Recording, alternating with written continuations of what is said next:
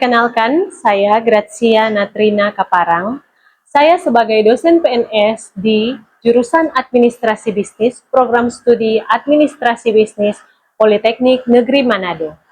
Saat ini, saya sementara mengikuti proses sertifikasi dosen gelombang pertama di tahun 2025. Dan video ini sebagai pernyataan diri dosen dalam unjuk kerja Tridharma Perguruan Tinggi bidang pengajaran. Saya ingin memaparkan materi mata kuliah yang saya ampu selama ini, yaitu mata kuliah Kesekretariatan 1 dengan bobot 2 SKS. Pada mata kuliah Kesekretariatan 1, saya menerapkan pembelajaran problem-based learning, di mana pada pertemuan-pertemuan awal, saya akan mengangkat satu problem yang terjadi di realita industri atau di dunia perkantoran, sehingga hal ini akan merangsang daya pemikiran mahasiswa untuk memecahkan masalah ketika berada di dunia kerja, dunia industri, atau di dunia kantor. Mengawali perkuliahan, biasanya saya akan mengarahkan mahasiswa untuk mendapatkan modul pembelajaran yang ada di website jurusan, serta RPS yang akan saya tampilkan pada proyektor, sehingga mahasiswa bisa mengetahui arah pembelajaran mereka ketika belajar mata kuliah Kesekretariatan 1 ini, serta buku-buku yang akan dijadikan referensi pada mata kuliah ini. Adapun capaian pembelajaran mata kuliah Kesekretariatan 1, yaitu yang pertama, melakukan fungsi Public Relation Officer, melaksanakan fungsi klerikal dan administrasi sesuai dengan instruksi kerja dengan metode yang baku sesuai SKKNI. Yang kedua, menguasai pengetahuan Public Relation Officer, pengetahuan klerikal dan administrasi secara umum, serta mampu menyelesaikan masalah secara prosedural. Yang ketiga, melaksanakan fungsi sekretaris, menjalankan fungsi administrasi yang berlaku di organisasi dengan metode yang baku sesuai SKKNI. Keempat, menguasai pengetahuan kesekretarisan, pengetahuan administrasi manajemen secara umum, serta mampu menyelesaikan masalah secara prosedural. Yang kelima, melaksanakan kegiatan administrasi manajemen perubahan dan atau transformasi organisasi sesuai dengan arahan dari pimpinan, bekerja sama dengan fungsi yang lain dalam melaksanakan kegiatan organisasi secara efektif, konsisten, dan mengawasi pelaksanaan fungsi klerikal dan administrasi dengan metode yang baku sesuai SKKNI. Yang keenam, menguasai pengetahuan manajerial, pengetahuan administrasi manajemen perubahan secara umum, serta mampu menyelesaikan masalah secara prosedural. Selanjutnya, capaian pembelajaran mata kuliah Kesekretariatan 1, yaitu yang pertama, mahasiswa mampu menjelaskan tentang kesekretariatan, sekretaris, dan sekretariat. Yang kedua, mahasiswa mampu membuat jadwal kerja pada kantor. Yang ketiga, mahasiswa mampu menangani telepon di kantor. Yang keempat, mahasiswa mampu menangani surat masuk dan surat keluar menggunakan sistem agenda dan kartu kendali. Yang kelima, mahasiswa mampu membuat formulir kantor dengan baik dan benar. Dan yang keenam, mahasiswa mampu menjelaskan tentang perbankan untuk sekretaris. Berikut ini merupakan video pernyataan diri dosen dalam unjuk kerja Tridharma Perguruan Tinggi bidang pendidikan dan pengajaran yang saya lakukan di mata kuliah Kesekretariatan 1. Selamat siang semuanya. Siap. Apakah sudah siap untuk belajar hari ini? Siap. Mantap sekali. Oke, jadi hari ini Torang akan belajar tentang penjadwalan waktu kerja. Jadi, sebagai seorang sekretaris nantinya, kita perlu untuk menjadwalkan setiap pekerjaan-pekerjaan yang akan kita lakukan. Nah, sekarang, apa sih pentingnya untuk penjadwalan waktu kerja kita? Apa pentingnya untuk seorang sekretaris? Ini ada beberapa yang mengapa kita perlu membuat jadwal kerja yang benar dan baik, ya. Jadi yang pertama, kita itu bisa membantu menyelesaikan pekerjaan di waktu yang tepat. Jadi semakin cepat kita menyelesaikan pekerjaan, maka pekerjaan tersebut tidak menjadi beban untuk diri kita. Kemudian yang kedua, karena tidak menjadi beban, jadi kita tidak perlu bekerja lembur. Karena kita bisa lihat kan, banyak sekali orang-orang yang bekerja di perusahaan sebagai seorang sekretaris, kemudian sebagai pegawai, mereka seringkali bekerja lembur. Karena di waktu yang ditentukan tidak selesai, ya. Sehingga kalau kita menjadwalkan waktu kerja yang benar, maka kita tidak perlu bekerja lembur.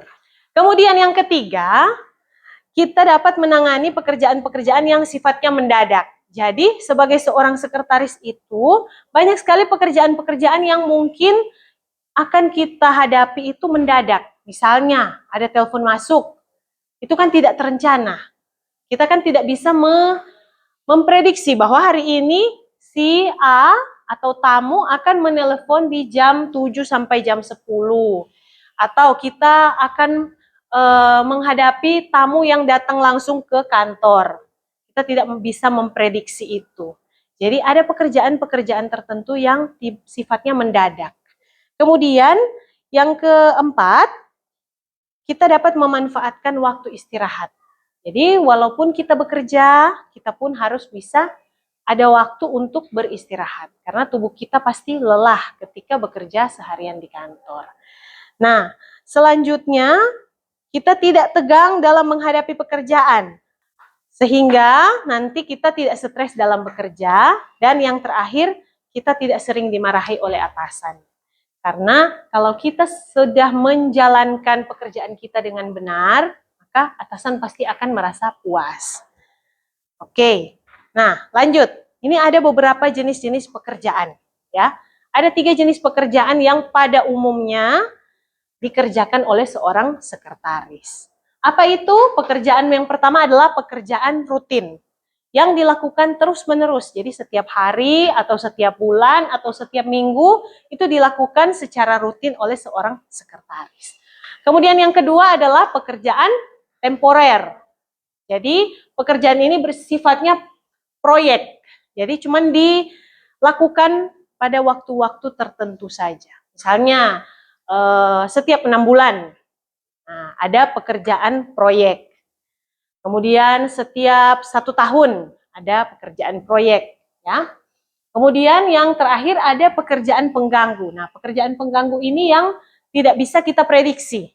Tiba-tiba dia datang dan penyelesaiannya itu harus segera, sehingga itu akan mengganggu pekerjaan rutin yang kita kerjakan maupun pekerjaan proyek. Oke, jadi sebagai seorang sekretaris nantinya, kita dituntut untuk bisa selain multitasking, kita bisa memilah mana pekerjaan yang perlu kita kerjakan lebih dahulu. Seperti itu. Itulah gunanya kita belajar penjadwalan waktu kerja. Nah, ini ada sifat pekerjaan. Yang pertama, sifatnya itu satu pekerjaan bisa dikerjakan bersama-sama dengan pekerjaan yang lain. Contohnya apa? Kalau yang sifatnya bisa dikerjakan bersama dengan pekerjaan lain. Contohnya, misalnya, kita bisa sambil menelepon, sambil kita bisa apa? Mencatat pesan. Sambil menelepon, sambil mencatat pesan. Atau, contohnya, apa lagi?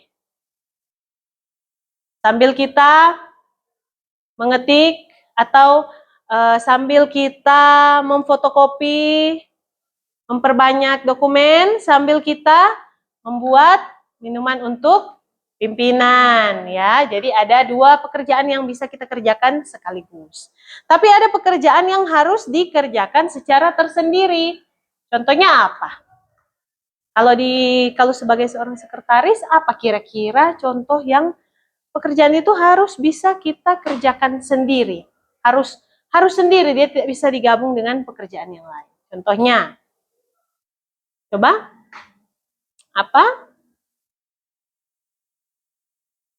Kalau kita misalnya ada rapat, nah Kita menjadi seorang apa kalau di rapat? Notulen atau notulis. Jadi kita harus bekerja, memang cuma mau mengerjakan pekerjaan sebagai notulen itu. Jadi tidak bisa sambil jadi notulen sambil kita misalnya bikin pekerjaan lain, itu tidak bisa ya. Karena kita perlu fokus mendengarkan apa hasil dari rapat, apa hasil dari pertemuan sambil kita mencatatnya. Oke. Nah, sampai sini ada pertanyaan untuk materi hari ini? Apakah ada pertanyaan? Belum. Oke. Belum ada. Oke. Jadi kalau belum ada, maka Mem yang akan bertanya. Ya. Nah, sekarang kita sudah belajar tentang penjadwalan waktu kerja, toh? Nah, mengapa itu penjadwalan waktu kerja itu penting? Coba Virginia. Jika kita sebagai orang intinya kita sangat membutuhkan penjadwalan waktu kerja. Nah, jika kita dapat menyusun jadwal kerja dengan baik, tentunya hal tersebut dapat mengefisienkan sehingga pekerjaan kita telah teratur dengan baik dan membuat kita tidak tegang, sehingga yang pada akhirnya dapat mengurangi tingkat stres kita dalam kerja. Oke, mantap sekali Virginia. Oke, siapa lagi?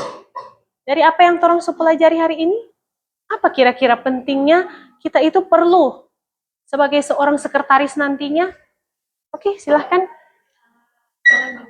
Pekerjaan yang diberikan oleh atasan dapat diselesaikan sehingga tidak akan sering dimarahi oleh atasan. Oke. Siapa lagi yang mau berpendapat? Satu lagi. Coba, Jonathan, bagaimana? Jadi dengan melakukan penjadwalan yang baik, itu tugas-tugas dapat diatur dalam dapat disusun sesuai penjadwalan yang telah ditentukan sehingga tidak kerja sampai lembur. Oke, mantap. Jadi itu ya, sehingga kita kalau menjadi seorang sekretaris itu intinya kita harus pintar-pintar membagi waktu. Jangan sampai di dalam satu hari kita mau kerja 10 pekerjaan. Nah, itu bisa membebankan tidak hanya pikiran kita tapi juga tubuh kita. Sehingga nanti bisa mempengaruhi kesehatan, bisa mempengaruhi tingkat stres. Akhirnya kita bekerja tidak maksimal. Nah, sekarang kalau jenis-jenis pekerjaan ada berapa? Ada 3. Pertama pekerjaan rutin, kedua pekerjaan temporer, dan ketiga pekerjaan pengganggu. Oke, kalau pekerjaan rutin itu apa ya? Kalau pekerjaan rutin itu pekerjaan rutin atau secara terus-menerus yang dilakukan suatu periode seperti harian, mingguan, bulanan. Oke. Kalau pekerjaan pengganggu? Kalau pekerjaan pengganggu itu pekerjaan yang harus dikerjakan pada saat mengerjakan pekerjaan utama yang tidak bisa diprediksi kapan pekerjaan tersebut. Oke. Baru ada satu lagi pekerjaan. Nah, pekerjaan apa itu? Pekerjaan temporer atau bisa disebut dengan pekerjaan yang dapat dilakukan pada suatu waktu, misalnya menyelenggarakan rapat pemegang saham atau menyelenggarakan pameran, serta dengan penarikan tenaga kerja baru. Oke. Nah, sekarang sampai di sini jelas semuanya? Gampang ya materinya. Cuman kita harus bisa praktek ya. Jadi jangan cuman kita melihat teori saja terus kita tidak tahu ketika nanti saat kita masuk di perusahaan terus tidak tahu bagaimana kita akan menjadwalkan pekerjaan tersebut. Nah, sekarang ini ada cara penyusunan daftar kerja rutin ya. Jadi yang pertama kita itu susun dulu daftar pekerjaannya apa saja. Pekerjaan apa saja yang dilakukan oleh seorang sekretaris. Kemudian yang kedua, tentukan urutan pengerjaan di hari tertentu. Baru yang ketiga, susun jadwal kerja harian. Ya. Jadi kita nanti akan buat seperti tabel 3 ini. Jadi kita akan susun daftar kerja harian. Hari apa, tanggal berapa, bulan berapa, tahun berapa, kemudian nomor. Nah, nama pekerjaannya apa, jam berapa sampai jam berapa kira-kira kita akan mengerjakan pekerjaan tersebut. Dan yang terakhir keterangannya. Dengan siapakah kita misalnya, kita akan rapat jam sekian sampai jam sekian. Nah, dengan siapa? Kita tulis di keterangan tersebut. Oke, jadi kita sekarang akan mulai praktek. Silahkan membuka komputer masing-masing.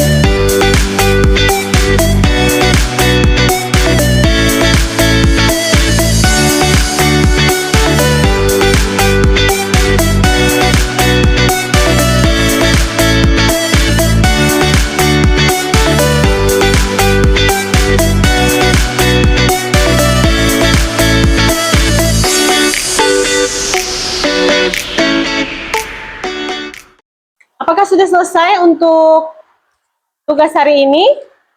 Ya, baik. Nah, untuk tugas di rumah, nanti kita akan kumpulkan minggu depan. Kita akan membuat daftar pekerjaan selama 1 minggu. Nah, kita mulai dari kita mengatur jadwal diri kita sendiri. Jadi, nanti masing-masing dari Anda akan membuat jadwal pekerjaan Anda selama 1 minggu. Bisa 1 minggu yang lalu, bisa 1 minggu yang akan datang, yang dalam bentuk perencanaan, bisa 1 minggu yang sementara berjalan. Jadi silakan Anda mengatur jadwal pekerjaan Anda sendiri. Nah, ini sebagai latihan bagi Anda sendiri untuk mengatur mulai dari diri Anda sendiri. Karena seorang sekretaris tidak hanya mengatur orang lain, tidak hanya mengatur jadwal orang lain, tapi harus dimulai dari mengatur jadwal diri sendiri. Ya, jadi nanti minggu depan Mem akan mengumpulkan tugas kalian yang dibuat per hari, jadi harian. Ya, bisa dimasukkan ke Google Drive dan nanti langsung dikirimkan linknya kepada Mem. Oke, sampai di sini kelas kita hari ini. Silahkan satu orang bisa untuk menutup kelas dengan doa.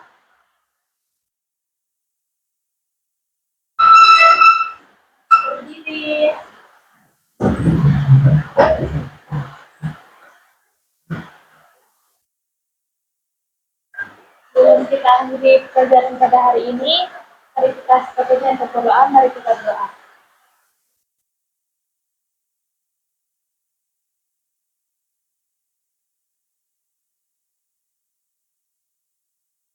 Doa selesai.